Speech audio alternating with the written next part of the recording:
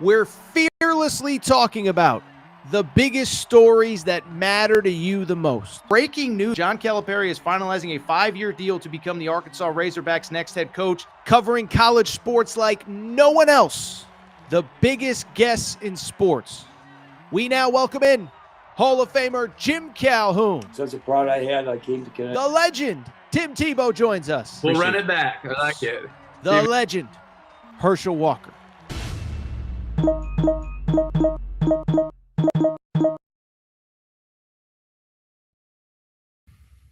Welcome in, everybody. Little Sunday night edition, Aaron Torres Sports Podcast. I'm your host, Aaron Torres. Hope everybody's doing well.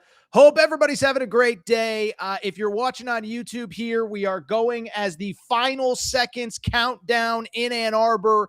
It certainly looks as though Michigan is going to hold on in what has been an awesome final week of the regular season. We got a lot to cover. We'll talk a little bit about this Michigan State game.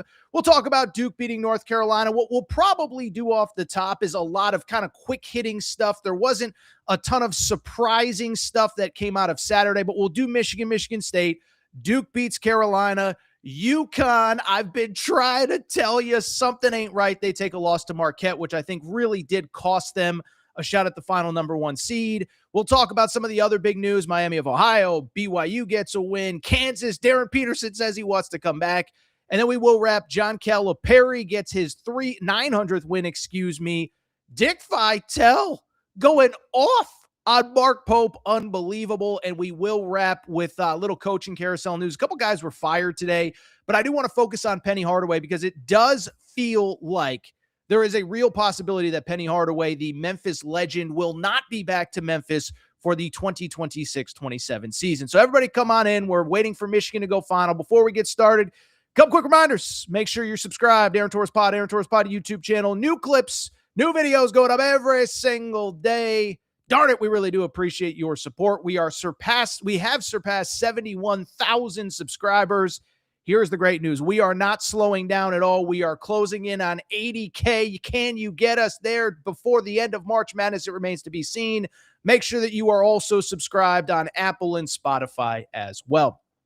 If you are watching on YouTube, and nobody is certainly watching because he's got a lot to say in the chat, you probably notice a little bit of a different background. I am in a hotel in Nashville. Beautiful Nashville. Love Nashville. I am here because on Tuesday night, we're going to be at the Mint Kentucky Downs, the gaming hall in Franklin, Kentucky. I need you guys there. Oh, John Rothstein always says it. I need an army with me in my live chat. Well, I need an army with me at Mint Kentucky Downs on Tuesday night. All right, so this is about 25 minutes from Nashville, right down the road. We're going to actually be down there tomorrow. We're going to do a live show tomorrow night previewing the conference championships. But come down Tuesday night, 6 Central, that's 6 local time. It is right before the start of the SEC tournament. All you got to do is go ahead and swing on down. Free food, free drinks. If you're a Kentucky fan, you're playing on Wednesday morning, you may need a drink or two to get you through what could be a short stay in Nashville. But swing on by. We really want to see a lot of you. Many of you have RSVP'd, but they actually gave us a little bit more space than we were anticipating. So go ahead, let us know. You can RSVP at Aaron Torres podcast questions at gmail.com. Aaron Torres podcast questions at gmail.com. Swing through, free food, free drinks, 6 p.m. Central Time. It's this Tuesday, just a couple days from now. Cannot wait to see many of you great listeners of this show. With that said, we got a late start here on Sunday. Busy time of year, fun time of year, final weekend of the year. No more time to waste. So, folks, let's do it. Let's get to the topic of the day. It is March, final week of the regular season. Should mention, by the way, we already have some auto bids locked up. Long Island, coached by Rod Strickland, gets the auto bid without having to play the conference championship game because, remember, they are playing in a league where the team they'll play in the conference championship game, Mercyhurst, is not eligible for the NCAA tournament. So they got in just today. We also had last night Nolan Smith and Tennessee State get in. So we had them get in. We had High Point get in today. Northern Iowa, Queens College with its first ever NCAA tournament bid. So congrats to everybody that has made it so far. And with that said, let's switch gears to the big games. And really, I think we'll start. This is what we're going to do.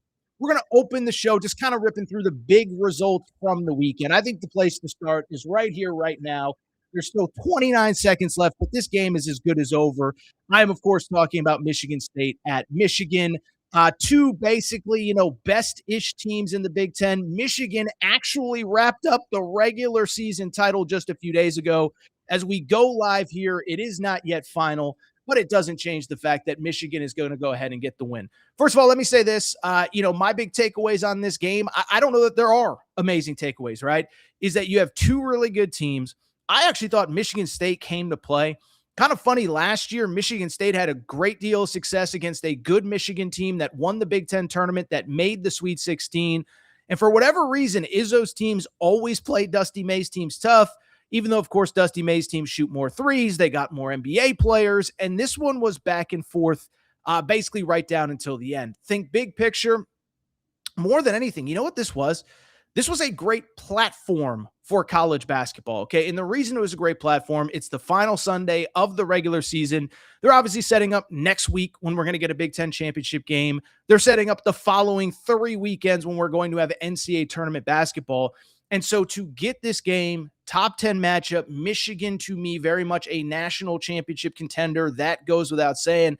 Just thought it was a good basketball watch is what I would say. Listen, I'll be honest, watching this game, I didn't tweet it out because I don't need to start fights on Twitter on a random Sunday. I was thinking like high level college basketball is as good as it gets. I was going to do the whole, I don't know how anybody could watch the NBA while watching this thing. Now, it's not always pretty, but these two teams were playing super hard. Again, I was maybe a little bit more impressed with Michigan State than I anticipated. Again, there's still a little bit of time left on the clock, but Jackson Kohler, 23 points, 8 rebounds in this game as of this moment. Jeremy Fears, for all the criticism, played pretty well. But the story to me was Michigan, about an 8-9-0 run in the middle of the second half gets the victory. Yaxel Lendenborg on senior day. It's funny. We're going to spend so much time talking about the portal in the coming weeks.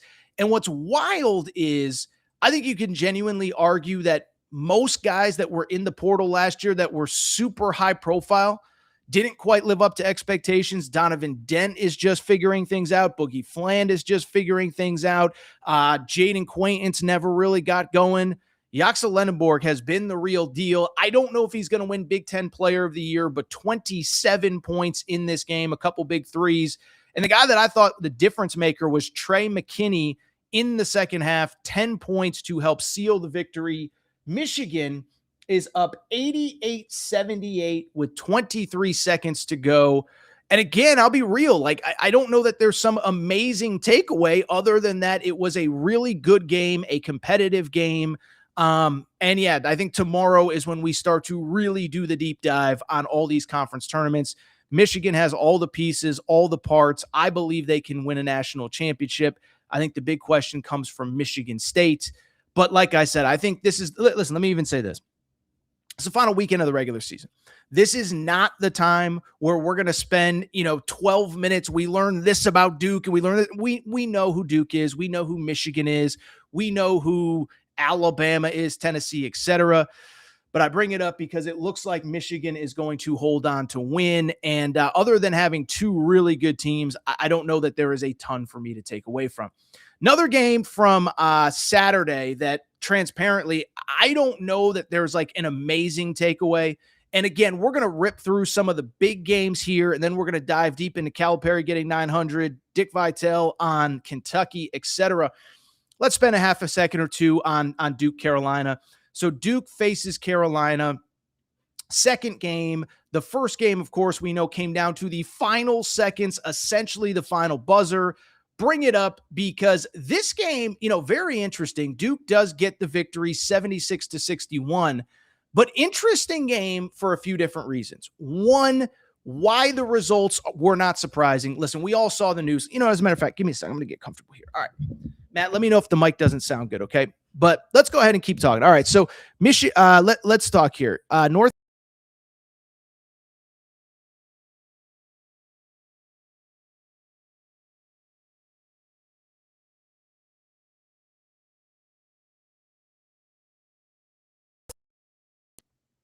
Matt, can you hear me okay?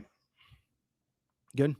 All right, I got too cute there. I was trying to get comfortable. Let me what I'm going to do is large.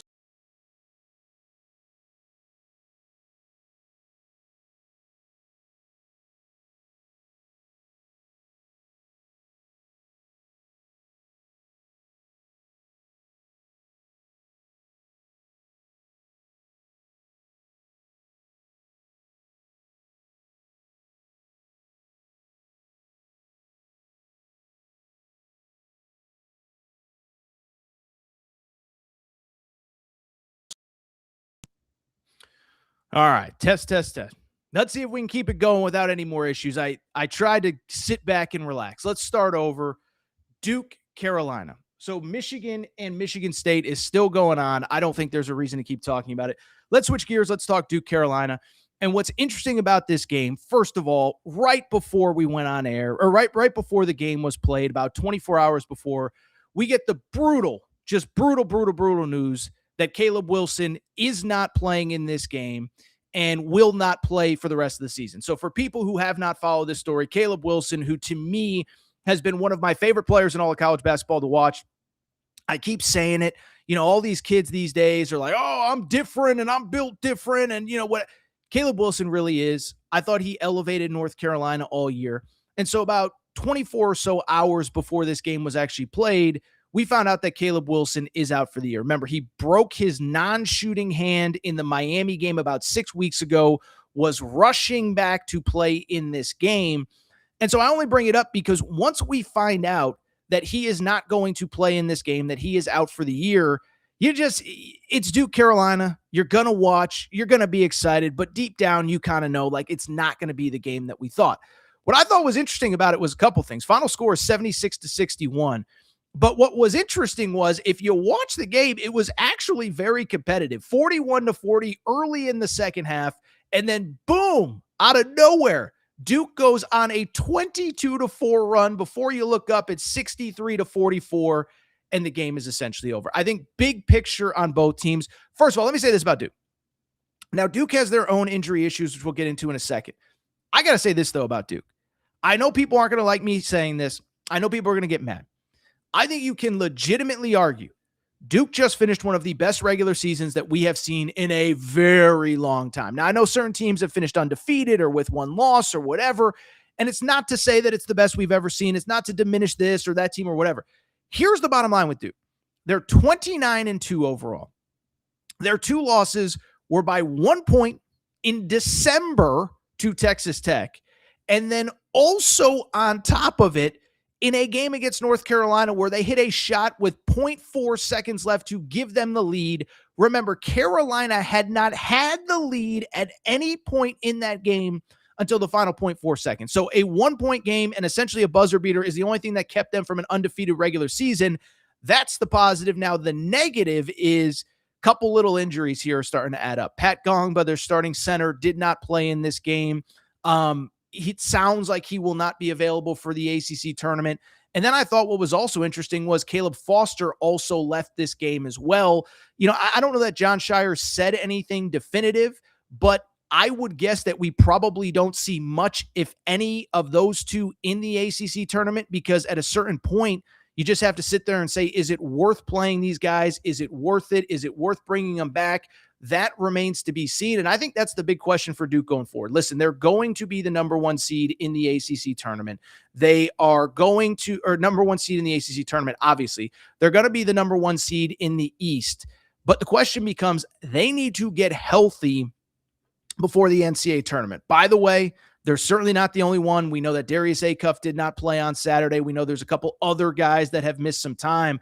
But obviously the big question with Duke going forward is going to be the health of Caleb Foster, the health of Patrick Gongba. Caleb Foster, again, leaves the game with a foot injury.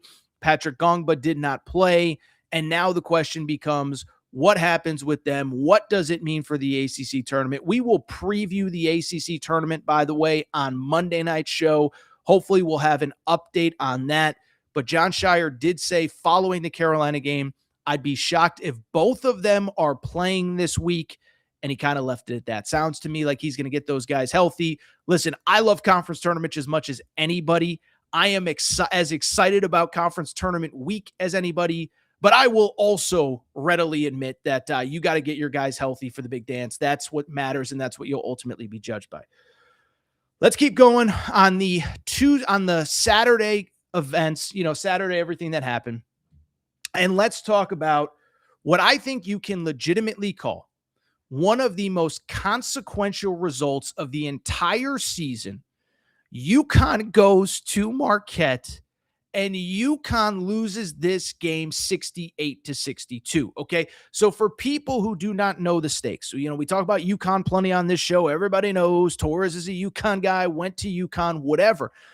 I bring it up because UConn had not played this week. So the last time they played was last Saturday. It was senior day at home. That was the game after they destroyed St. John's. And so I bring it up because they had the week off, and going into the final week, there were a lot of different scenarios, but St. John's and UConn were tied with two losses in the loss column with 2 losses apiece for the Big East race, right? So St. John's wins its 2 games. UConn, if they win, they would split the Big East title. Now, they wouldn't get the number 1 seed at the Big East tournament, but you kind of just felt like all they got to do is go to Marquette. For people who are not super familiar with Marquette's game, they were 11-19 going into this game. They get the win. So why is this consequential? It is consequential for all of the reasons that you think it is. First of all, UConn loses a shot at a Big East regular season title. It was going to be split. All they had to do was beat this lousy Marquette team. Instead, they end up losing. So St. John's is your outright Big East champion for a second straight year. We'll talk the St. John's perspective in half a second. But for UConn, what this also means, they are not getting the 4th number 1 seed. I think Florida really has an inside track now. I don't really see a scenario where Florida takes a bad loss at the SEC tournament. I think it's going to be them. I think in theory, if Houston were to win the Big 12 and beat a couple good teams along the way, maybe they could get it. But UConn's been eliminated. UConn is now 27-4. And of all the teams that are competing for number 1 seed, number 2 seed, they have the 2 worst losses of anybody. They lost to Creighton at home and to a now 12-19 Marquette team on the road. And so a couple thoughts with UConn. One, I have been telling you for weeks that something is not quite right with this team. I don't know what it is. I think that Dan Hurley has struggled with it all year. And yes, we are going to get to Dan Hurley in a second. But I've been telling you for weeks, this team, there's something not right. I don't know if it's roster construction. I don't know if it's this. I don't know if it's that. And I know what people will say. Well, Torres, they're 27-4. What are you complaining about? My team stinks. Why can't I wish my team was 27-4? Listen, it's all relative, right? And listen, would I trade 4-27 for 7-24? Of course not. But all 27-4 seasons are not created equal. And you look at UConn, a couple things. One, they play in the lousy Big East, okay? To UConn's credit, they were great in the out-of-conference. They beat Kansas at Kansas. They beat Illinois. They beat Florida. They beat BYU, and BYU is essentially at full strength. But at the same time, since they have gotten to Big East play, they cannot figure it out. And I've been telling you this for weeks. And I actually had people like, Torres, you're being too tough on UConn. I said, listen, we all watch our teams. We all know when it's right and it's clicking at the highest level. UConn is not clicking at the highest level. I've been saying it for weeks. And I do think what is obvious, that St. John's game was the outlier for both St. John's and UConn. St. John's bounced back with several dominant wins after. UConn bounces back with an ugly senior day victory that they easily could have lost. And then, of course, they lose to Marquette. So you lose to Marquette, you lose to Creighton. They could have lost to Providence twice, who has fired their head coach. They could have lost to Georgetown twice. It has been a weird year. And I will definitively tell you, listen, I've been watching UConn basketball since 1995. Okay, first season that I really remember, the 95-96 season. Ray Allen was on the team. Donnie Marshall, I think, well, I'm getting old. Travis, and I think Donnie Marshall left the year before. Travis Knight was on the team. Daron Sheffer was on the team, et cetera, et cetera. And I bring it up. That was the first year that I remember a lot about UConn basketball. Allen versus Allen at Madison Square Garden, Big East tournament. I can legitimately say, so that's 30 years now. One, I'm getting old. Two, this has been probably the most frustrating season of UConn basketball that I can remember. It's just something's not quite right. It's not just the win-loss record. There are years where you lose games, but it's because the UConn is the most talented team in the Big East, and it just hasn't clicked. They've taken some really ugly losses. It is bad. Very quickly before we move on, I have to address Dan Hurley, okay? And so listen, a couple things. One, I know people think I'll never say anything negative about UConn ever. And Torres is always going to defend Dan Hurley and always defend UConn. And I will say, last year, I thought a lot of it was largely overblown. I thought he was kind of a jerk on the sidelines, but I don't think necessarily that he crossed any. He didn't act the way that I would have loved for him to act, but I don't necessarily know that he crossed any lines. On Saturday, he absolutely crossed the line. And I'm not going to sugarcoat it, and I'm not going to pretend, and I'm not going to defend it. It was bad. End of game. We can't show the video because obviously there's copyright rules with Fox. Totally understand that.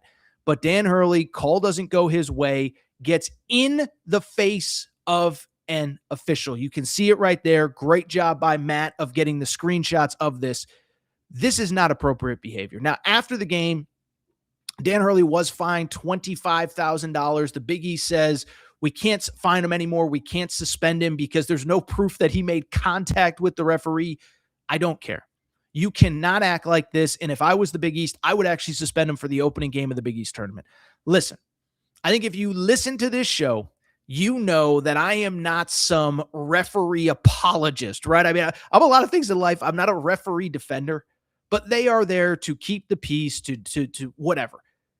You have to act like a dignified human being, and you do have to show them some degree of respect. What Dan Hurley did was so wildly disrespectful that I'm sorry.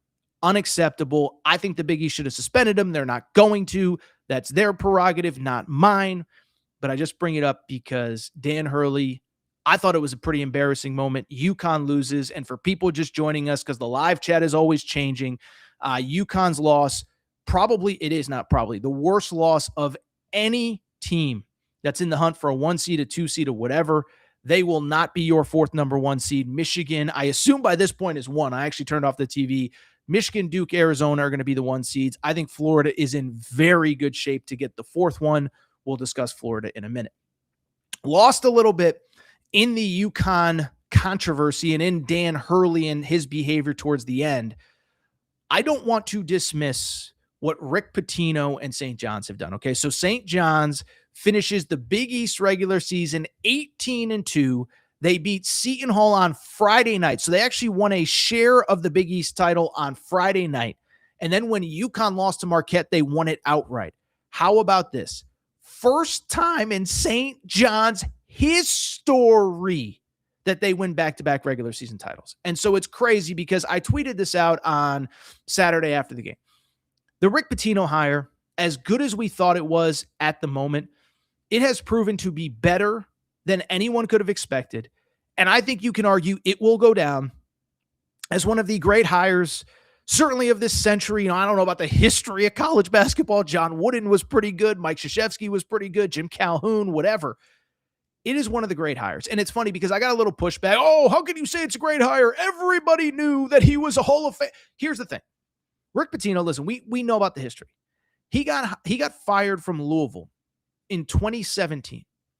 He did not get hired for 3 full cycles. He then ends up at Iona during COVID and then spends 3 years at Iona before he gets another shot at St. John's. So essentially there were 6 years between when Louisville fired him and when St. John's hired him that anyone could have hired Rick Pitino, and only Iona had the guts to do it, and nobody in the Power Conference did.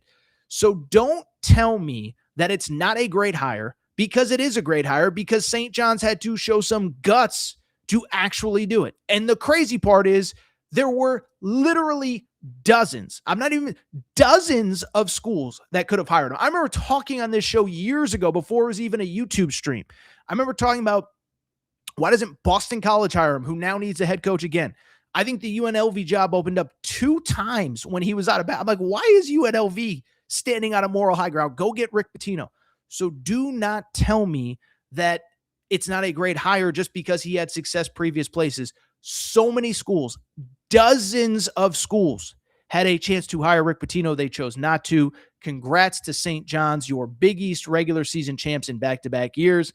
And should mention, don't know how many St. John's fans that we have in the chat, but we got some Big Rick Energy tees, baby. That's right. Big Rick Energy. Get your t-shirt right now. AaronTorresOnline.com/shop. AaronTorresOnline.com/shop. You can find the t-shirt there. Order now. You'll have it in time for the opening round of the NCAA tournament. I am in Nashville. I will be heading back to LA on Wednesday. Before we get to the rest of Saturday, should mention for the new audience, if you're in Kentucky or if you're in Nashville for the SEC tournament, we're going to be down Tuesday night at Mint Kentucky Downs in beautiful Franklin, Kentucky. Okay, so if you've never been, it's about 30 or so minutes from Nashville, right outside the city. They have a new Circa Sportsbook. We're going to be hanging out there Tuesday night watching all sorts of games. Okay, whatever games are on, the Big 12 tournament opens on Tuesday. The ACC tournament will have started at that point. Swing by. We're going to have free food, free drinks. Come hang out. Just RSVP Aaron Torres podcast questions at gmail.com. Aaron Torres podcast questions at gmail.com. We've had a lot of you reach out. I cannot wait to meet so many of you in person. But in the meantime, really do appreciate you. Again, Mint Kentucky Downs, Franklin, Kentucky, about 25 minutes outside of Nashville. That will be the place to be on Tuesday night before the SEC tournament. All right, let's keep it going. A couple more results from Saturday.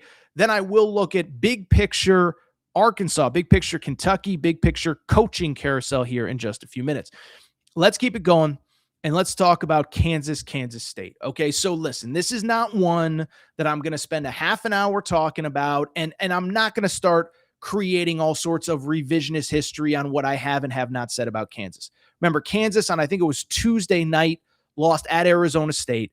I just said, listen, I don't know what to make of this team.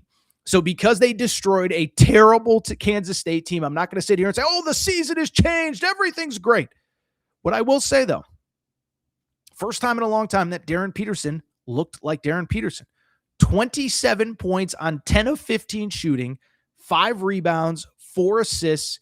Kansas gets the dominant win. And what I will say is after the game, it was a pretty funny scene. So he went to the podium, which first of all, step in the right direction.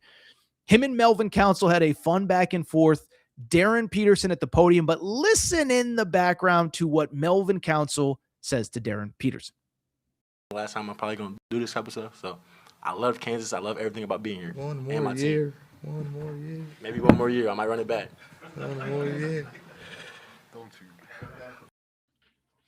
Darryn Peterson obviously being sarcastic, saying I might run it back. He's not coming back. But let me just quickly say something on Darryn Peterson, because I do think if you've never watched the show or if you only see clips on YouTube or whatever, I think there's this perception that I don't like Darryn Peterson or that I'm rooting against him. I'm not. My job is to take the information that we have in any specific moment and contextualize it for everybody. And for a long time there, for about 4 or 5 weeks, something wasn't right at Kansas with Darryn Peterson. Was it load management? Was he faking an injury? Did he have a real injury and he wasn't telling us? I don't know. But at the time, I had to be critical of that young man because criticism was justified. And I think about that moment in time of about 3 or 4 weeks ago. And what I will say is pretty straightforward. Let me even backtrack. Yes, I was critical of Darryn Peterson. Let me be clear about a couple things. One, I don't want a player to play if he's hurt. Okay, like I think there was a big misconception of oh, Torres wants him to just go out there and, get hurt because he's already hurt. No. Nobody wants you to go out there and play if you're not healthy. But the counter to that is this. What frustrated me and what frustrated everybody who covers and follows this stuff is we couldn't get a straight answer out of Darryn Peterson or his camp or whatever. One day it was a hamstring. One day it was cramps. One day it was the flu. One day he's playing and he's fine. One day he's playing and he's pulling himself out at halftime. One day he's balling out and his agent is talking to the AD on the sidelines. It was like we couldn't get a straight answer. So when we couldn't get a straight answer, we're allowed to ask questions, be critical, and if we can't get any context, we're going to start, assume is the wrong word, but we're going to start trying to figure things out for ourselves. All that matters is he played his best game, maybe at Kansas on Saturday. And really, his last 2 home games at Fog Allen, if you go back to the big Monday from a few weeks ago, probably 2 of his better games overall. So I really do hope that this is the last time we say anything in a negative manner about Darryn Peterson. And I really do hope in a positive way that Darryn Peterson is on the court for a very long time and that Kansas wins a bunch of games. We're talking about him in the Big 12 championship game or whatever. We're talking about them in a deep tournament run. But credit Darryn Peterson. I thought that was a fun moment after the game on Saturday. By the way, again, for people just joining us, we're just ripping through a lot of these results. I don't think there's not like an 11-minute takeaway from Duke. There's not an 11-minute takeaway from Michigan State. Let's keep going with a few more. We'll come back and talk Calipari and all that. But before we do, late game, 10:30 Eastern tip-off, BYU hosting Texas Tech. Now, admittedly, Texas Tech, of course, is without JT Toppin, but BYU gets the win in this game. BYU, which had lost 3 straight, gets the W 82-76. Now, listen, I'll say the same thing about BYU that I just said about Kansas. They had lost 3 straight. They just got blown out like 3 days ago at West Virginia. But at the same time, let me also say this. They did beat Texas Tech on Saturday. They did beat Iowa State a few weeks ago at home. And they are clearly not the team that we thought they were going to be. But I do think they have a very short rotation, guys that they weren't expecting to play or having to play. They're comfortably in the tournament. I think they're going to go to the Big 12 tournament, maybe win a game or 2. I don't think it's the worst thing. They play on Tuesday at the Big 12 tournament.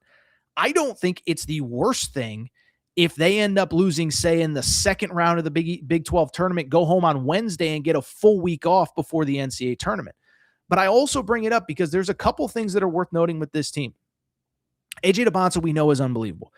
Rob Wright, we know, is unbelievable. But Keba Keita starting to look like the dude that we remember from last year. 9 points, 11 rebounds, and a block in a win over Texas Tech. Our buddy Kadeem Boop, we love Kadeem Boop on this show, was awesome off the bench. And as I was watching that game, I was thinking, imagine being the 2 seed or the 3 seed, Nebraska, who I know Nebraska technically beat them in an exhibition game. UConn, I know UConn beat them in the regular season. But imagine being one of those teams and working all year to get a 2 seed or a 3 seed just to see 6 seed BYU with AJ DeBonsa, the nation's leading scorer, in the other side of your bracket, basically coming off of a week of rest. So I'm just saying, I'm not going to overreact. This team's destined for a run. What I am saying is when the other team has AJ DeBonsa, they got a chance. And I don't know what else there, to quote Forrest Gump, I don't really know what else there is to say about that, but what a win for BYU. Last result from Saturday, it was really from the weekend on Friday. And then again, we'll come back and do some other stuff. Just want to spend half a second on the Miami of Ohio stuff. A lot of you have asked me about Miami of Ohio. What do I think? What is the deal? This and that. Well, one, they won in overtime on Friday night against the University of Ohio, or Ohio University, I guess technically. It was a little controversial. They were chirping at the fans, whatever. I don't care about that. What I will say is this. I do think the argument that they will not get in the tournament, I think it's officially over. Listen, people are going to talk about it for the next week because people don't know how to talk college basketball. They just don't. Stephen A. Smith doesn't know how to break down college basketball. Skip Bayless, whoever, whatever. So they're going to talk Miami of Ohio. Miami of Ohio at 31-0 is not getting left out of the conference tournament, or not getting left out of the NCAA tournament, even if they lose in their conference tournament. Now, is there a world where, if they lose a terrible, terrible game in the conference tournament, then maybe they end up in Dayton? That I don't know. Could they drop a seed line? I don't know. I think they're probably in right now is an 8 or a 9. And I would also say a couple things. I think one thing that certainly helped them, everybody on the bubble basically lost on Saturday. I thought it was worth noting. We didn't even do a bubble segment because literally everyone on the bubble lost. I saw Jeff Borzello tweeted this. of the last 4 in and the first 4 out, basically the 9 teams closest to the bubble on Saturday, Texas, Missouri, Cal, whatever, whoever, they all lost. They went 0-9 on Saturday.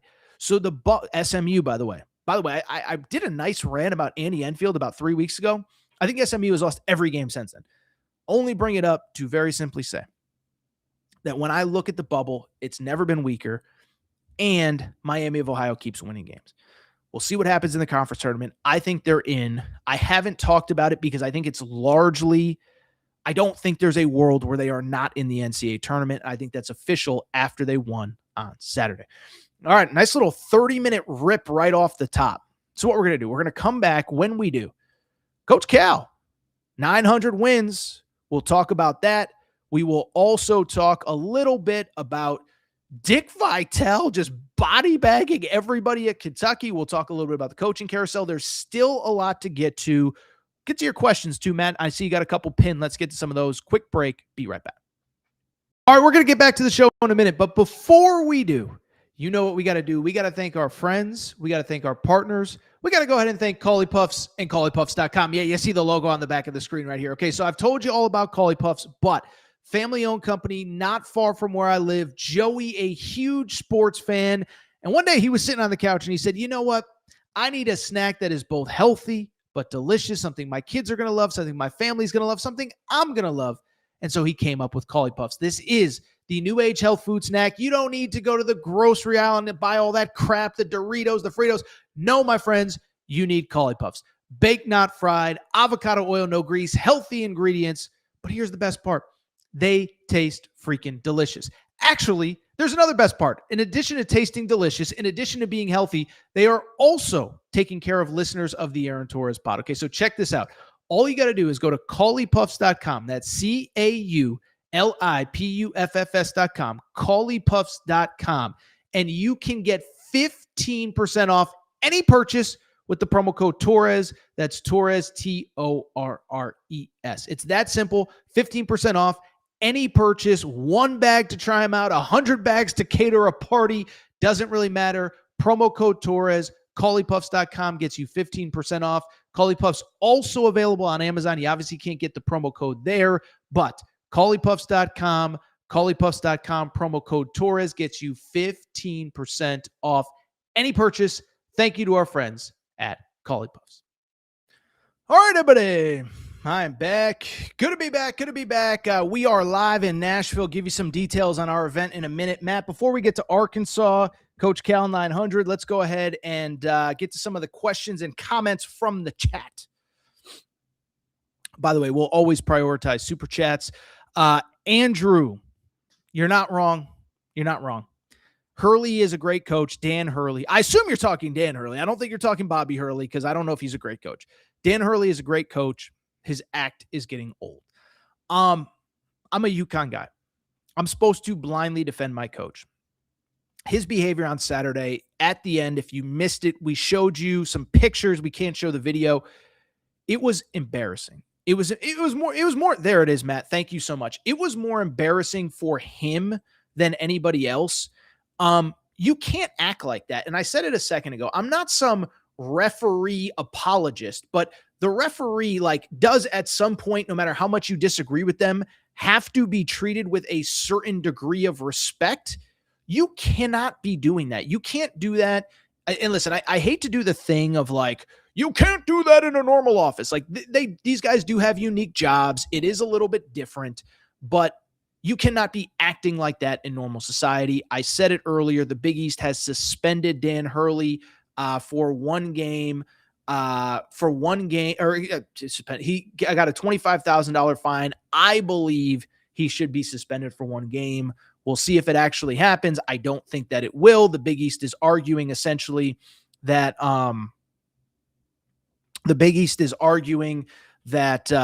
they cannot prove that there was physical contact. So yes, I said that he was suspended. He has not been suspended. He was fined. I think he deserves a suspension. Let's keep it going. Hurley practically kissed the ref. That was the most aggressive kiss I've ever seen. Unacceptable. It's just unacceptable. By the way, I had Duke fans, are you going to go as hard on Hurley as you did on Jon Scheyer? Jon Scheyer did lie about people getting punched. I'm sorry. It's true. Doesn't excuse Hurley's behavior. I've said it several times now. I think he should be suspended for the Big East opener. By the way, the irony, I didn't even mention this. UConn will play, they're still the 2 seed. They will play the early late game. So they'll play about a 7 p.m. Eastern start time on Thursday night. They could face Marquette again in their opener. Marquette, I forget who they play. It doesn't really matter. UConn should beat them by 100, but based on how they're playing, I don't know that they will. What else we got, Matt? For those who don't know, Torres employs critical thinking, not opining on whether he likes or dislikes someone. Pattern bow 8761. Thank you. I always try to look at every situation fairly and critically and get facts on both sides. And so whether it's Darryn Peterson, I don't hate Darryn Peterson, but when no one tells us what's going on in every game, it's a different story. Forgive me for being confused. I don't defend blindly Dan Hurley. You just heard that. Duke, by the way, is awesome. But when Jon Scheyer lies about people getting punched in the handshake line, I got to call it out. So thank you, Pattern Bowl 8761. For those who do not know, Torres employs critical thinking, not opining on whether he likes or dislikes someone. If this show doesn't prove it, I don't know what does. Go ahead, Matt. Torres, Hawks fan, respect you and enjoy your show. You cover them well and always give them the respect they deserve. Most out-of-state media do not do that. Woo pig. I'll tell you what, that's a great way to transition to Arkansas. We'll get to their win over Missouri in a second. Before we do, you know what we got to do? We got to thank our friends. We got to thank the official ticketing partner of the Aaron Torres pod. We got to go ahead and thank SeatGeek. So SeatGeek is America's #1 ticketing app. Over 28 million downloads. And what I love about SeatGeek is 2 things. 1, every ticket on the app rated 1 through 10, green dot or a red dot. Green dot means go ahead and purchase. Red dot means stay away. But what I really love about SeatGeek, you already know. They take care of listeners of the Aaron Torres pod. If you go to the SeatGeek app and you use promo code Torres, that's promo code TORRES, promo code Torres, you get $20 off your first purchase. Could be any game. Could also be a show, a concert, or whatever. But clearly, I know a lot of you are going to conference tournaments this week. By the way, I've told you before, I'll continue the story. I will be in and around Nashville for the next 3 or 4 days. Stop in, hang out, whatever.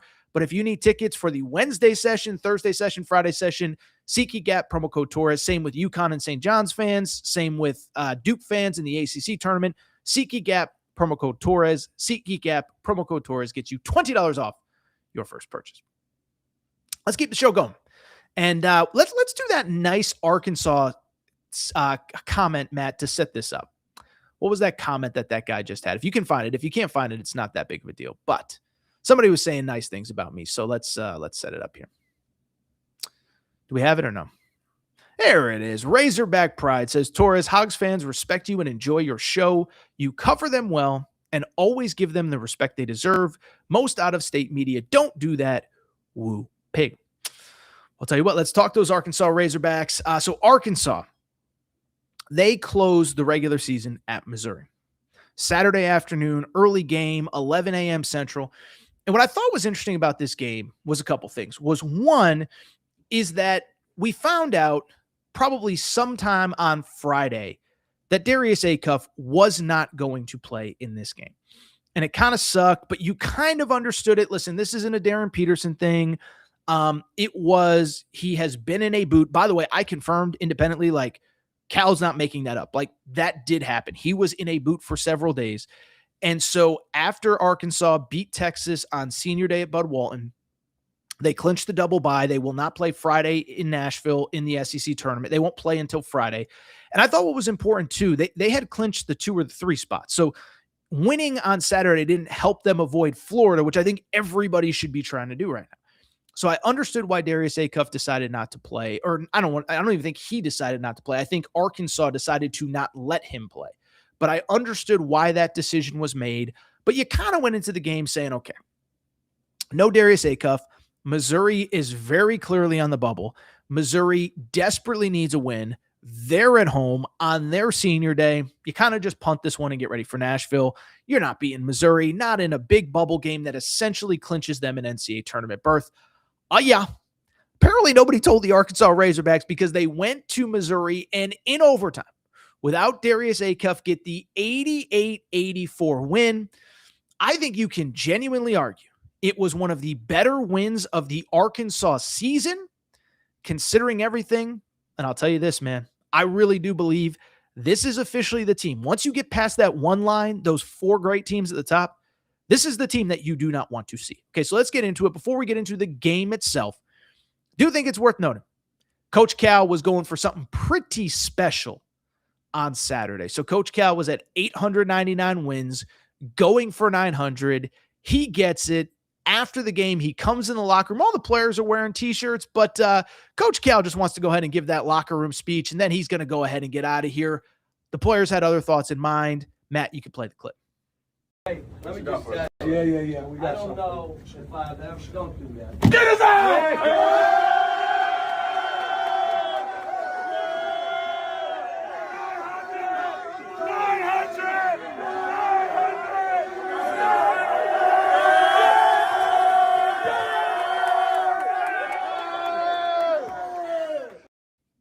That was Coach Cal after the game getting the water, do we call it a water bath? It's not a Gatorade bath, but we always take baths with water. So I don't know, but you can tell the players love him. You can tell everyone is enjoying this season.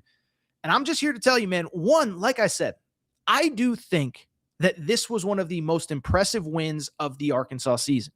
And the reason why is everything that I just said.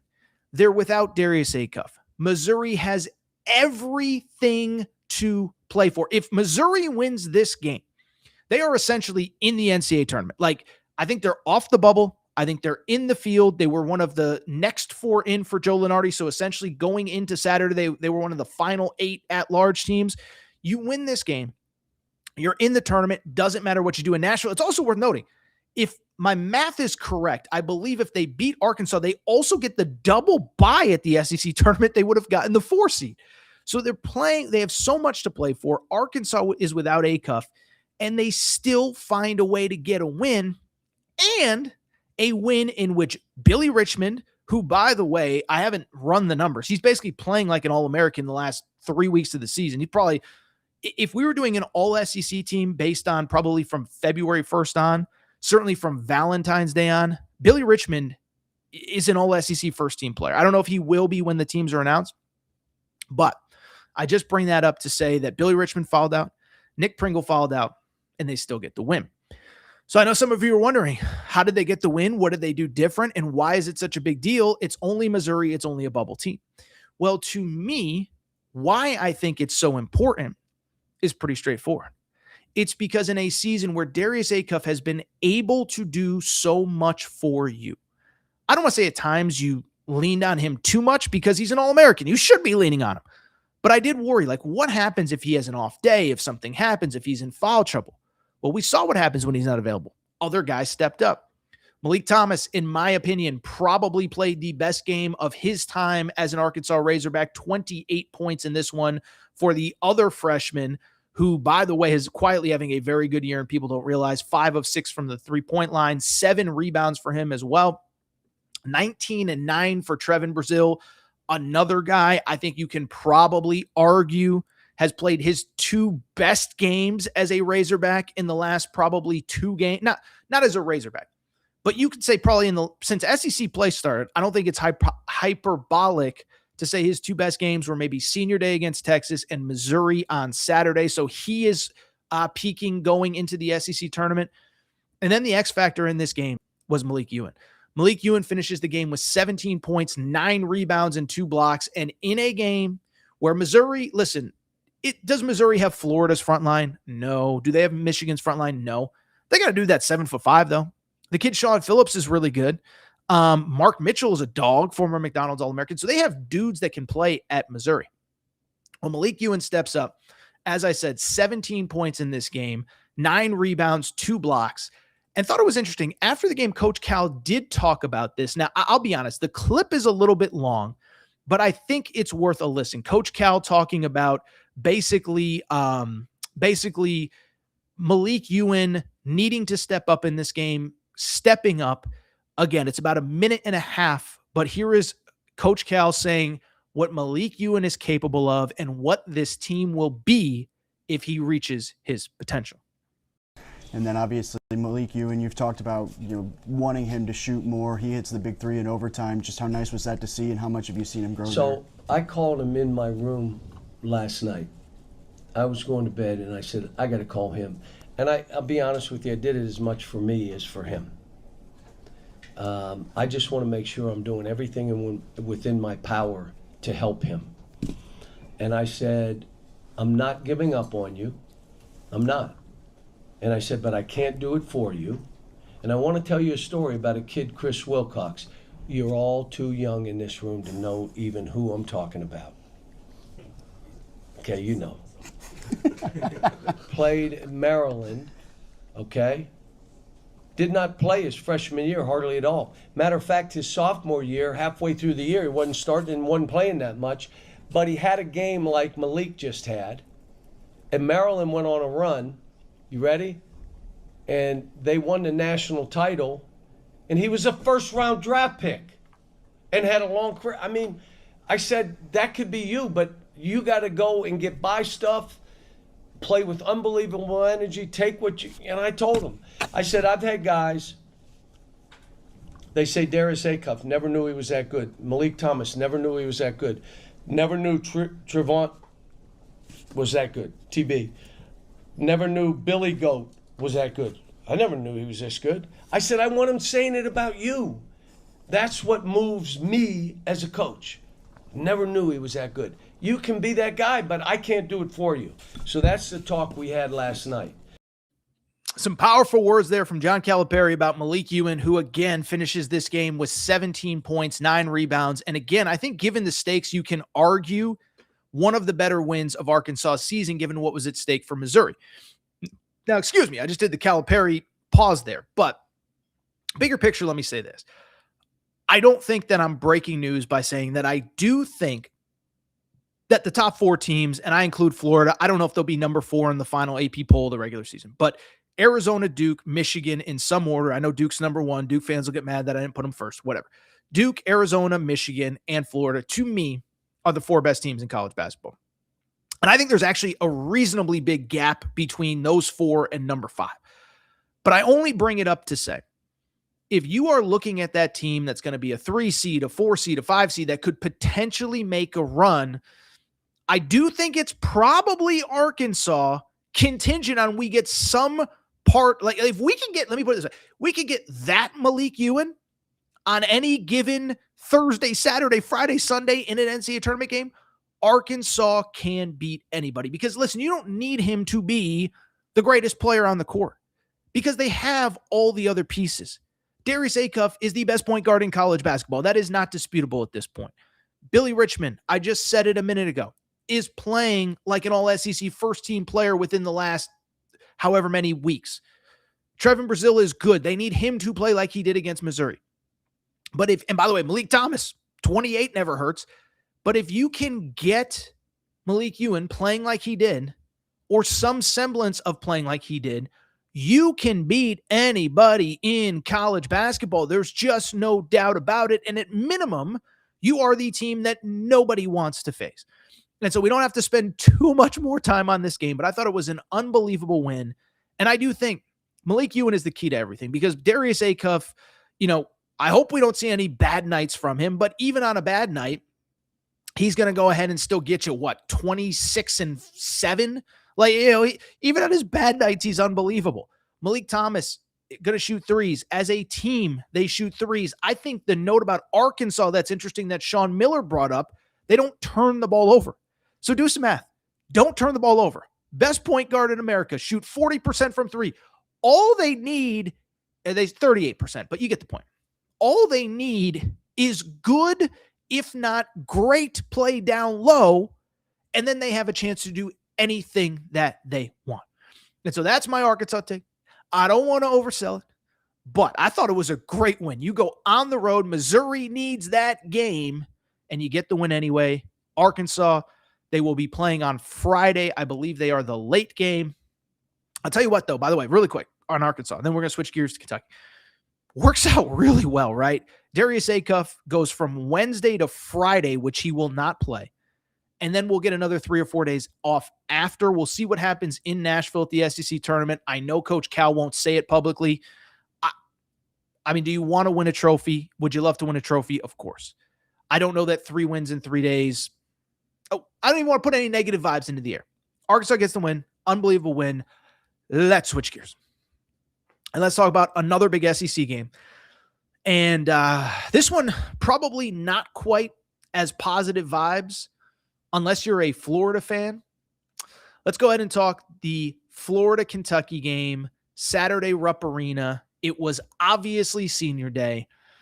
And, yeah, you know, it was an interesting day. I'll say this. We're going to talk about the Florida perspective and the Kentucky perspective. But it was interesting from the Kentucky perspective because they went into the day basically everything from the 4 seed to the 10 seed at the SEC tournament was in play for the Wildcats. And everything broke their way. Vandy beat Tennessee and Arkansas beat Missouri. And I'm not saying that like anyone expected them to beat Florida because I think Florida is awesome. But you kind of wondered, everything's breaking their way. Could they possibly get the 4 seed and not have to play until Saturday? Yeah, it did not happen. Florida gets the win 84-77. And I know there's going to be some people that question the refs at the end. They missed the out of bounds call that should have gone against Florida. It did not. I saw it with my own 2 eyes. It was a bad missed call. But Kentucky fell down 11-0 before ESPN even got to this game. And then they cut into the lead. Florida goes on a 13-0 run. I don't want to say it was never close, but what I will say is in the second half, I called my buddy who was a Kentucky fan, and he vented to me for about 20 minutes. Then all of a sudden we look up, and it's about an 8-9 point game. We finished watching the game. Final score, Florida does beat Kentucky by 7. Most of the second half, it was between a 15 and a 20-point deficit. I'll tell you what, not a great day for Kentucky fans, and really not a great day given what happened during the game. We'll get to it in a second. First of all, you know, from the Florida side of things, I'm not going to spend too much time. We've done 3 or 4 segments on Florida. I think there's a legitimate argument. I don't care what the AP poll says, whatever. I think there's a legitimate argument. Florida's the best, playing better than anybody in college basketball right now. The front line is unbelievable. The backcourt gets better every game. I was one who gave up on Xavier Lee and Boogie Fland, and they were both awesome. And Tommy Houck is going to be a lottery pick. Chinyelu's going to be a first-round pick. They are absolutely unbelievable. They have now won 11 straight. I think it's crazy. 20-2 since the middle of December. Only losses, ironically, was what? Auburn at home, and then they took another loss somewhere along the way. It was Missouri on the road in their SEC opener. And so in their final 17 SEC games, they go 16-1. Ironically, the one loss was to Auburn at home. They are playing incredible. In that 11-game win streak, only 2 games were by single digits. They were winning coming into Saturday. They were on a 10-game win streak at the time. They were winning by an average of 20-plus points per game. Florida's incredible. But the story to me is Kentucky, and the story to me is, listen, I don't think that most people thought Kentucky realistically was going to win this game, but it was not good. And like I said, you fell down 11-0. And I clearly wasn't at Rupp Arena, although I'm in Nashville now. I probably should just come down a day early. But what I was told was Rupp was unbelievable. The place was packed an hour out. It was loud. It was boisterous. It was senior day. I know how much senior day means to the folks in Lexington. And you can't call it a no-show. It was kind of a no-show. Like I said, you were down 11-0. And so I bring it up because it was a really just crappy way to end a crappy regular season. And I thought what made it worse was Dick Vitale during the game. Okay, so I'm watching the game live. Dick Vitale, I could not believe what he said. Now he starts, and Matt, remember, we're going to pause this halfway through. He starts, and he's kind of tiptoeing into this take. Remember, by the way, first of all, we're talking about Dick Vitale. We're talking about a guy who is Mr. Positivity. Everything about college basketball is great. It's awesome, baby, with a capital A. Here he is, and you know what, Matt, just play the sound start to finish. We don't have to pause it. But what I want to do before we set it up, listen to about the first 15 to 20 seconds, because he starts in of, I've done a lot of Kentucky games, and you think he's going to say something positive and maybe they can go on a run. Listen to how Dick Vitale finishes. Matt, you could play it start to finish. His dream have an 8-man rotation. Florida has found that 8-man rotation, and Isaiah Brown has really provided them with muscle off the bench, let alone what he does physically and shooting-wise on and off the court defensively. I'm going to say this right here. Win or lose, I've done several now Kentucky games. Win or lose, $22 million this team of reports are in terms of the NIL for their players. I think at $22 million, they could have put together a better roster than they did. I really do. Condon a little flip up there. And Dick Vitale, 89 years old, with the body bag. I'm here to tell you, listen, I heard this live. And like I said, if you listen to it, we were going to pause it and then replay it, but we just did it start to finish because we're already an hour into the show. This is what we do during March. I bring it up because in that moment, I swear, I really did think Dick Vitale was going to do the, listen, I've called a lot of Kentucky games. I watch him on TV, and I thought he was going to do the Dick Vitale.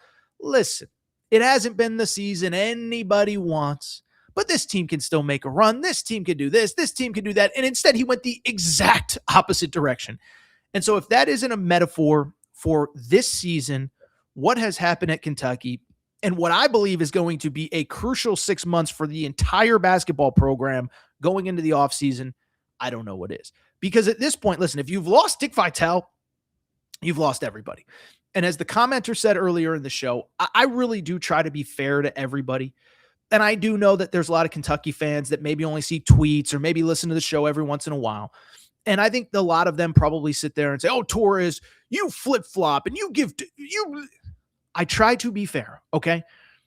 But there have been a couple points for me with this team this year that have really, I just think, let me put it this way. I don't want Mark Pope to, let me put it this way. I've only had one experience with Mark Pope. He was very nice to me. We talked about it a few weeks ago when Cameron Mills was on the show. We had him on this podcast when he was at BYU. He was very nice to me. I don't want Mark Pope to fail. It's like what I was saying about Darryn Peterson earlier. I don't want Darryn Peterson to fail. I have to be critical when criticism is warranted. And so I want Mark Pope to succeed. You know what would be the best thing for this show is if Kentucky was Florida. They were 28-6, blowing everybody out, embarrassing people. That would be number one recruiting class. That would be what is best for this show. But there have been a couple times this year where I've just said, I'm out on this team. And I think Dick Vitale reached the breaking point. And we're not going to go game by game, but, I go back to the Vandy game, or the first Vandy game in Nashville, when you're on a 6-game winning streak, all the negativity is behind you, and then you just don't show up. The Georgia game a few weeks ago, where you're on a separate winning streak, you lose to Florida, but it's close and competitive in the first Florida game, and then you just don't show up against Georgia. The Texas A&M game this week, I think, is the one that broke a lot of people, where the substitution patterns are off, the this is off, the that is off. It was bad. And you know what actually made it worse? And I even forgot that I sent Matt this sound. But after the game, and this has been a theme of Mark Pope throughout the season, and one thing about me, I'm not here to criticize X's and O's. I am not a coach. Mark Pope knows more about basketball than I do. He played in the NBA. He's been an assistant coach. He was going to be a doctor, by the way. There's no doubt he's smarter than me. I'm not saying he knows more about X's and O's than I do. But there has been this constant criticism or this constant pushback from Mark Pope, essentially saying that he believes that the biggest issue for Kentucky and why he substitutes so much is because the players get too tired, the players get too fatigued. Well, I bring it up because after the game, Andrea Jelovich, a freshman from overseas, was asked about this. Matt, just give me a thumbs up. We have the sound, right? Perfect. Listen to Andrea Jelovich after the game, because if this does not inspire zero confidence in you, I don't know what does. Play the sound. No, it's not. It's not. I mean, like I said, everyone plays at the same pace that we do. Everyone plays Monday, Tuesday, Wednesday, and then they play at the weekend. So it's not I don't know the word, but that's not a problem. So I think that's an incredibly damning piece of audio. And it is because I think, look, and again, let's use the Darryn Peterson example. We can all from the outside have our own opinions. The only opinions that matter on Mark Pope are, one, whoever his next boss is, and do the guys in the locker room still believe in him? And I truly believe, up until about 2-3 weeks ago, I would have told you that I believed that the players in that locker room believed in Mark Pope. Well, I bring it up because that makes it sound like nobody really believes in him. And what I will say is this is setting up for a fascinating couple weeks and couple months for Kentucky. First of all, Mark Pope's not getting fired, but part of the reason Mark Pope is not getting fired is because he doesn't have a boss right now. We talked last week about Mitch Barnhart, the AD, retiring. So he's not getting fired. But what we know, I don't think it's hyperbole to say there might only be 1 or 2 guys on this team back, maybe fewer, who knows. They have 0 high school recruits. They apparently still want to hire a GM, which Mark Pope is non-committal on, and they have to hire an AD. And so he's going to get next year. I'm not going to give him the benefit of the doubt, but I want to see what his recruiting class looks like and what the portal class looks like before I pour dirt on his grave and just say it's not possible. But what I will say is these 2 years have not given me very much confidence, because you go back to last year, they were hot to start. And by the way, I know people are going to say, oh, they've had injuries. Okay. Jaden Quaintance was injured coming in. That is indisputable. On top of that, I am just here to tell you, and I'm not here to disrespect anybody, Jalen Lowe is a very nice college point guard. Jalen Lowe played for a losing team last year. Jalen Lowe does not take Kentucky from 19-12 right now to 27-5. He does not, even if he's healthy from day one. Now, maybe do they go from 19-12 to 22-9 and the season is a little bit better? Maybe. But again, my issue, it isn't necessarily the talent. It is the fact that you're losing to teams that you shouldn't lose to because you don't show up ready to play. Georgia, Texas A&M. The Texas A&M game was stuff in the middle of the game. I could go on and on. I'm not rooting against them, but I think this whole thing comes down to this offseason at Kentucky, and we will see what happens. It's going to be a huge offseason. That's what this comes down to. Can Mark Pope get the players that he needs? And by the way, at some point the season's going to end. We'll have plenty of time to talk about who he needs, who he should be prioritizing. The portal opens up later this year, so we'll have more time to kind of break it down once the season does end. But 19-12, it's been a disappointing regular season, and I don't see a magical run in Nashville. I don't see a magical run in the NCAA tournament.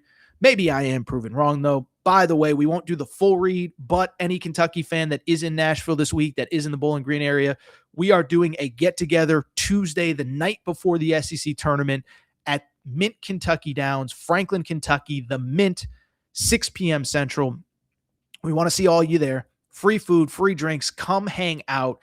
DM me, RSVP, Aaron Torres, podcast questions at gmail.com. Aaron Torres podcast questions at gmail.com. We want to see you there Tuesday night, 6 p.m. Central. Come hang out the night before Kentucky opens SEC tournament play. All right, so what we're going to do, we're going to take one more break. When we do, we're going to come back. We will talk a little coaching carousel. A couple guys got fired on Saturday, but there is one big name might be coaching for his job this week at the American tournament, Penny Hardaway. Interesting report about Penny Hardaway. We'll take a quick break, talk about that next. All right, we're going to get back to the show in a minute, but before we do, I have so many people that reach out and say, Torres, you give me hours and hours and hours of free content every day, every month, every year. What can I do to help support the show? Well, you want to support the show and look good in the process. Make sure to check out and support the Aaron Torres Media merch store at aarontorresonline.com/merchandise. Some of you wondering, what can I get in that merch store, Torres? Well, Kentucky fans, we got our Mark Pope, Hope and Pope t-shirts. That is right. Mark Pope, monster first year. Year 2 is going to be even better. Get your Hope and Pope t-shirt at aarontorresonline.com/merchandise. Arkansas fans, the Big Pig Invasion is coming. It is here. John Calipari has things rocking. Get your Big Pig Invasion tees. Again, AaronTorresOnline.com/merchandise. St. John's fans, we have our Big Rick Energy t-shirts. And if you're just a college basketball fan in general, guess what? Your March is for Day Drinking shirt. That is the shirt that you need year-round, but especially for the next NCAA tournament. You can order yours now. By the way, football fans, we got you covered too. Nebraska fans, new era, new rules, the t-shirt that you need before the start of this coming season. And oh, by the way, if you're a Colorado fan, if you're just a Coach Prime fan, we have our Dion shirts and hats, more of them than we know what to do with. So to check out the full line of Aaron Torres Media merch and also support the show, good news is we're going to have even more for the fall. Check out the Aaron Torres Media merch store at AaronTorresOnline.com/merchandise. And for more information, you can always reach out at Aaron Torres Podcast Questions at gmail.com. All right, everybody. I'm back. Good to be back. Final segment of the show. Real quickly, saw this, caught my attention. Smash the numbers. Just got back from Puerto Rico. Missed your show for a while. Hard to end vacation, but great to have your analysis now that I am back in the flow of sports. Thank you. Your show is 5 stars. Well, thank you. I mean, if you do want to literally leave a 5-star review, go to the podcast page. I'll drop that in right now. But also awesome to be back. Slam Tana, I believe, is a Michigan fan. So life is good to be a Michigan fan right now. Thank you to Slam Tana. Matt, you can pull up a couple other questions and comments as we're going here. Awesome crowd tonight, by the way. One or two more, and we'll get to. Where do you think Kentucky will be ranked as far as a tournament seed? So here's the thing. I don't do a ton of bracketology. I don't do a ton of bracketology stuff because, to me, first of all, I always say bracketology, way too many numbers. I went to UConn. Yeah, we do arithmetic. We do addition and subtraction. I don't do wins above bubble and wins below, but that's not what I'm here for. It does feel to me like Kentucky's probably in that 7-8 range. I don't think they match up well with any of the 1 seeds. Doesn't mean they can't beat them. But I do think if I'm going to be critical of Kentucky, I also do have to acknowledge they have some very nice wins on the resume. They did beat, it is worth noting, St. John's, the Big East regular season champion. They did beat Arkansas, who finished obviously in the top 3 in the SEC. They did beat, tied for second, but they're technically the 3 seed at the SEC tournament. You get the point. They did beat Tennessee in a sweep. They did beat Vandy at home. And by the way, I think that's part of the frustrating thing about Kentucky. I just listed off a bunch of great wins, and it's just like, I don't know. So anyway, I'll say an 8 seed. I have seen the push to get Kentucky versus Miami of Ohio in the round of 32. Wouldn't surprise me. Miami, Ohio versus, or no. In the opening round, imagine that. Kentucky versus Miami in an 8-9 game. Winner plays Duke in the East Regional. Wouldn't shock me if that happened. 1 or 2 more, then we'll get to Penny Hardaway. We'll get out of here because it's already, what time is it? 8 Eastern. All right. Madison Literal says, Dick Vitale was 100% right. I'm 46 and I've been a Kentucky fan my whole life. Listen, I don't know what he said that's wrong. I just was surprised that he said it. I was just surprised he said it. By the way, Matt, pop up the comment of it's a lie. The $22 million is a lie, because that is something that's getting a little bit of pushback. I saw this Icon Badge GTA Grand Theft Auto, I guess. He says, stop repeating the $22 million lie. That was a pay for multiple years, not just this one. And I do think there is a point to that, is that some of the players did sign multi-year deals. It was all wrapped in. What is indisputable? One, it was reported as $22 million. Dick Vitale's 89 years old. I'll forgive him. Maybe I need to be better.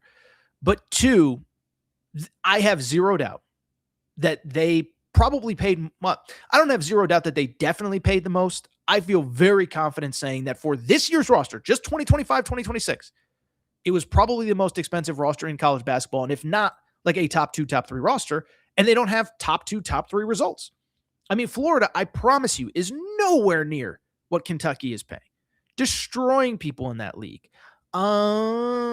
Michigan's got a pretty expensive roster, I can tell you that. Arizona, I promise you, is not even close to what Kentucky paid. They're awesome. So, listen, I'm not here to what do they say, pocket watch? Spend the money, but you have probably the most expensive roster, whether it's 18 million for this year, whether it's 19 million, whether it's 17 and a half, whether it's 16. I guarantee you it's a top 2, top 3 most expensive roster for this season.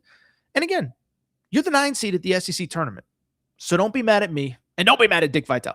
All right, let's wrap the show because we got to get some of these clips up before people go to bed. And it is already 8 p.m. Eastern time. I think I was supposed to have dinner with somebody tonight at 8 Central. Don't think that's happening. All right, let's keep it going. Let's talk a little coaching carousel to wrap the show. So coaching carousel. So it's that time of year. We're going to see some movement here on the coaching carousel. What's interesting is a couple things. One, there were 2 noteworthy firings on Sunday here. Damon Stoudemire, Georgia Tech, out after 3 years. Earl Grant at Boston College. I would love to know if I did a straw poll of can you name the Boston College coach, how many people could. I'm not wishing ill will on anybody, but as an old school Big East guy, like I remember Boston College won the Big East in 2006. It was 20 years ago now, but they had NBA players. They were a fun team. I used to go up to games there all the time. Whatever. Coaching carousel. So those coaching jobs are open. Other than that, it's probably going to be pretty quiet. I think Syracuse is probably the biggest job that will for sure open. But there is a very interesting job that could, in theory, open over the next couple days, let alone weeks. And that is that guy on the screen right there. Memphis, or the guy on the screen is Penny Hardaway, the Memphis Tigers. Okay, so Penny Hardaway, listen, it's an interesting situation with Penny Hardaway, and it's complicated.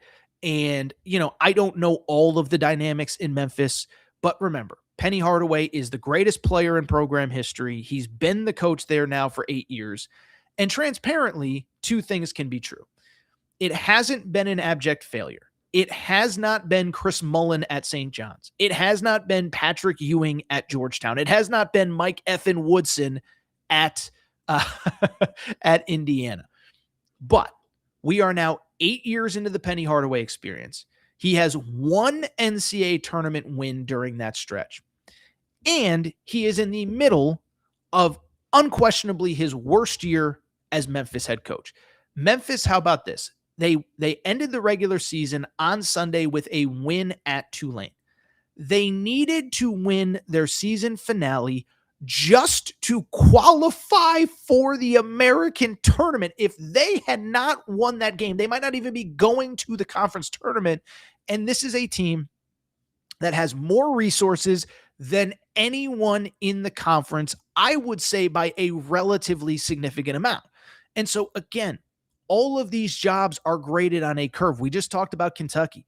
Kentucky is under more pressure because they spent more than most, if not everybody in the SEC. You cannot finish in 9th place when you spent the money that they spent on this roster. And it's the same with Memphis.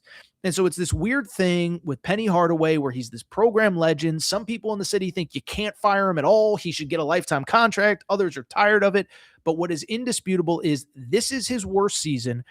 And the era itself, I would say, has largely been disappointing. Now, I would argue last year was probably his best year. If Tyrese Hunter, his star point guard, doesn't get hurt in the conference tournament, I think that's a team that could have made a tournament run. But I bring it up because there are real questions about his future and what is next at Memphis. And I thought it was interesting. On Friday, I saw an article from Dan Wolken from Yahoo Sports. Okay, Dan Wolken, if you listen to this show, I have certainly had some comments about Dan Wolken. This was the guy that was trying to shut down college football for whatever. Matt, you remember when he was beefing with me at the Final Four because I was interviewing Emmanuel Sharp last year. I forgot about that until right now. He got huffy and puffy because me and Emmanuel Sharp were hitting it off. Whatever. I bring it up because one thing I will say about Dan Wolken, he did cover the Memphis Tigers for a number of years, especially when John Calipari was there. That was really how he got his start. And so he wrote an interesting article for Yahoo talking about the Penny Hardaway situation. I want to share a little bit of the article. It is worth noting, by the way, it was written on Friday, so there's a reference to they have to win this weekend. That is obviously the game that was played on Sunday. Matt, what did the article say? This is from Yahoo Sports, Dan Wetzel. With 1 game left in Memphis' regular season, that was obviously, this is on Friday. University officials and boosters are engaged in serious conversations about Hardaway's future, sources told Yahoo, with the school weighing a variety of factors, including the political ramifications of telling Hardaway, a local icon who is desperately fighting for another year to right the ship, that his services are no longer needed. It then continues. Ultimately, another factor, this is interesting, may trump the potential of a broken relationship with the most beloved player in school history. Earlier this week, athletic director Ed Scott told the school's board of trustees that Memphis basketball was going to fall $1.2 million short of budgeted revenue as a result of cratering attendance. Scott then declined to talk to local reporters, deferring his thoughts until after the season, perhaps a sign that an ultimate decision has not been made. So there you have it. A lot of interesting stuff in that one little excerpt. It was a long article, but I would recommend, if this is a topic that interests you, to read it. But there are a couple interesting things. One, product on the court has not been good this year. Two, I think it is worth noting, and this is an interesting thing, what it said in that article, is that ticket sale projections have fallen well over $1 million below expectations. And for people who know the history here, what's interesting is Penny Hardaway actually got the job largely being able to sell, I can get people into the building. If you remember, Josh Pastner had the job forever. Then Tubby Smith comes in. Tubby Smith is fine, but he's not great. But nobody wants to go watch his teams. They're boring. They don't really have any players. There's nobody interesting. And so Penny was kind of a wild move. One, he worked back channels like we all do for jobs, but basically he had all the good high school players playing for him at his high school and for his AAU program. And he basically said, I'm going to deliver these players, which he did, and I'm going to deliver big crowds. And so we are now in year 8. The crowds aren't showing up. The American stinks. And again, a team with the most resources is not performing. And so I just want to spend a half a second on this. I find it very interesting. And what I will tell you, this is the rare story where I actually don't have a strong opinion on what definitively should be done, because I see both sides and I see the argument for and against both sides. And I think the people on both sides are more passionate than I am. The argument for keeping Penny Hardaway. First of all, somebody at the top of the chat referenced that Penny Hardaway has a $6 million buyout. That's accurate. So one, you're already $6 million in the hole on top of all of the money that you are losing already right now. This is an American Conference team. We know the TV revenue isn't the same. This isn't the SEC. This isn't the Big Ten. So you have the fact you're going to owe him $6 million. I think what's important to me, 3 of the previous 4 seasons before this, Memphis made the NCAA tournament. And to take it a step further, I said it a second ago, but last year, Memphis had the best team under the Penny Hardaway regime. Tyrese Hunter, PJ Haggerty, they were awesome. They were a 5 seed in the NCAA tournament. Tyrese Hunter gets hurt in the conference tournament. He doesn't play in the NCAA tournament opener, and they end up losing to Colorado State. So he is coming off of his best season. They have made the tournament 3 of the last 4 years. And I do think, if you want to argue that this season is the outlier, then I think you can absolutely argue it. I do think bigger picture, there are other issues. One, 8 seasons, 1 NCAA tournament bid, 1 NCAA tournament win, That speaks for itself. And I think the people that are super passionate about Memphis and about Penny Hardaway not being there would say there's no other coach that could survive 8 seasons at this school with 1 NCAA tournament win. And 3 NCAA tournament bids overall in 8 years, which is, so they've been to the NCAA tournament 3 times, although 3 of the last 4 years prior to this year. Nobody would survive 8 years, 1 NCAA tournament win. The other argument is nobody's showing up. Nobody's excited about this team. Nobody's whatever. And I think what's also kind of interesting is the dynamic of ticket sales aren't going well. And I think what's interesting to me specifically about Penny Hardaway, he is a guy that historically always turns over his roster a lot. And so there's a possibility that he could get it right and have an awesome team next season. The issue is he's not the guy that is going to bring in a great recruiting class and keep guys for 3 years and really go on a crazy run. He's going to have 11 new players next year, just like he had 11 new players, and 11 might not be the right number. And so that would be my big concern is even if you bring him back, even if he gets it right, next year he's going to be starting over from scratch as well. And so it's just going to be an interesting story to monitor. I think what will be interesting to see, he has very clearly and very publicly said, I think I deserve another year. After the game, I think it was on Wednesday or Thursday, he said something about, we play the toughest schedule in this league and I could have scheduled some cupcakes and we would have a better record and blah, blah, blah, blah, blah. And I do think one thing about him, he has been historically able to bring in talent. I think it is worth noting, by the way, PJ Haggerty thing goes a little bit different. Maybe things are a little bit different for him. Haggerty, remember, entered the portal at the last possible second. There was no way to replace him. Haggerty has 1 year of eligibility left. I wouldn't put it out of the realm of possibility that he comes back. We'll see what happens. But this is when I just found the story interesting as I knock over a water bottle here. I found the story interesting, but I have I'm not super passionate about this one way or the other. And I think whatever Memphis decides to do, I'm not going to blame them. I would guess he's going to get 1 more year.